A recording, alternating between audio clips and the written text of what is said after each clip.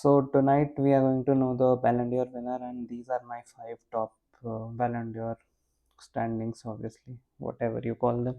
So I feel Salah at five because obviously he had a great season, and some Liverpool fans will be very offended that why he's not in top three. So I will tell you to watch the PSG vs Liverpool game that happened in the Champions League, and I'll ask you if Mo Salah was in the top 10 players in that fixture, then he could qualify for the top three for Ballon d'Or. For me, yes, he scored a lot of goals and everything, but Gyökeres is not here. Gyökeres also won the league for his team, scored the most goals in Europe.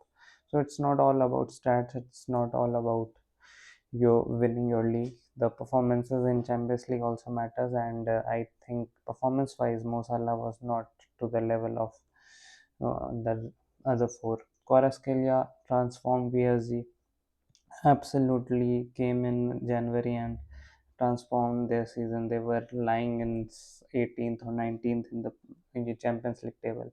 From there to influence your team in such a way that they go on to win the whole thing for the first time in their history. Kvaratskhelia deserves for me, and this will be an unpopular choice. Nobody will talk about it, but I feel Kvaratskhelia deserves a mention in the top five players in the world, and he's the reason I feel like PSG could overcome Arsenal also, which could have gone anywhere if Kvaratskhelia was not in PSG.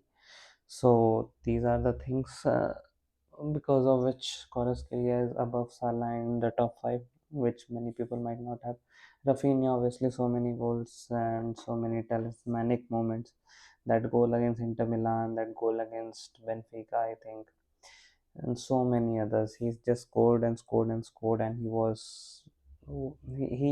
also basically transformed Barcelona by the way he is a left footer and he plays in the left wing, and still he has that output. It was sensational. But now coming to who should win it and who should be the second one, who will always regret that.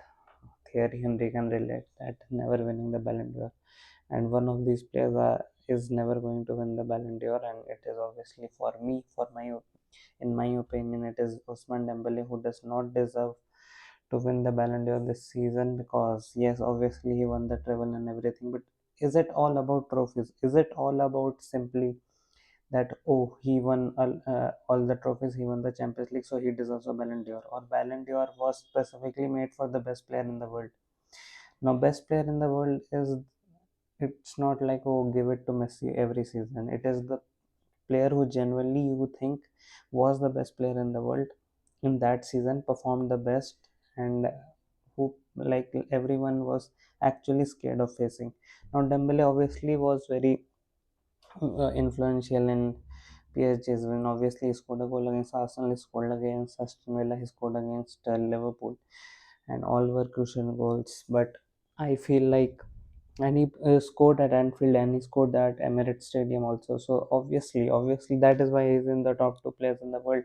But Lamine Yamal last season, oh my God, like that is Messi levels of, Neymar levels of threat, that every defender was scared of facing Lamine Yamal, no matter who it is.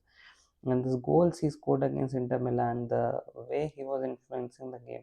Pedri plays in Barcelona, but people talk about Lamine Yamal. That says it all. Lamine Yamal last season was unplayable, and I don't care about the stats. Oh, 8 9 league goals only, or this or that. I don't care. Everyone who watched the sport, who watched the games, knows that Lamine Yamal was the most threatening player, and maybe he was not the most threatening player all throughout the season, but the moments he was threatening, he was the best player in the world. I think the levels Lamine Yamal touched last season, nobody else did, and that is all about Ballon d'Or. Ballon d'Or should be given to a player who peaked with his performance so much that nobody could touch that level. And do I feel that any of the other players in the world touched the level Lamine Yamal did? I don't know. For me, no. So I think Lamine Yamal deserves to win the Ballon d'Or. And yeah, this season he's injured. I don't know what kind of season he will have.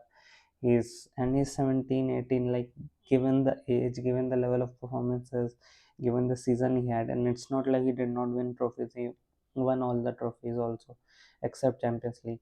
So it's not like we are saying that, oh, in pressure situations Lamine Yamal did not stand up for his team. He stood up for in every game. Even the Champions League semi-final they lost, he stood up for them in that, in every El Clasico, in every match against Real Madrid, he stood up for them. So it's not like he was bad in any games or he had anything to say that, oh, he should not win the Ballon d'Or. And everyone, like everyone, if you put your hands on your heart, I mean, this is a little bit romantic, but if you really concentrate and put your hands on your brain, which is also weird, I don't know why I'm saying this, you have to agree that Lamine Yamal was the best player in the world and he deserves the Ballon d'Or. If he does not, that is purely trophy bias, and it is not true. It is not true that if Lamine Yamal does not win the Ballon d'Or, there is no point of Ballon d'Or because you're not watching the games, you're not feeling the emotions that the sport is generating. I think Lamine Yamal really, like whenever you watched Lamine Yamal last season, you wanted to stand up and applaud. And it was not when he scored a goal; it was general play. Dembele, whenever he scored, you would say, "Oh my God, he's having a great season." Every game, he's standing up for his team, scoring a goal. But Lamine Yamal did not need to score a goal for you to appreciate it. He was just unplayable. Inter Milan's defense, they were in bits, and they were in bits in the final also. But I just feel that Lamine Yamal was sensational, and he deserves the Ballon d'Or. Other players that we can mention are the midfielders who don't get their due.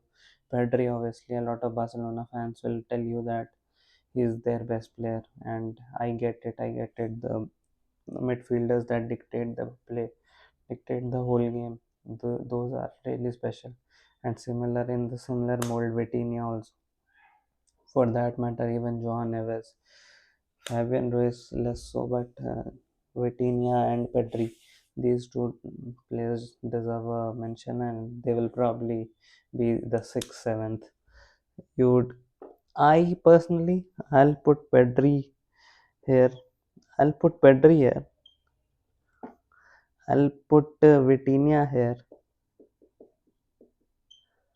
and I'll not have Salah. I'll have Salah at seventh, Rafinha at sixth. Rafinha, Salah.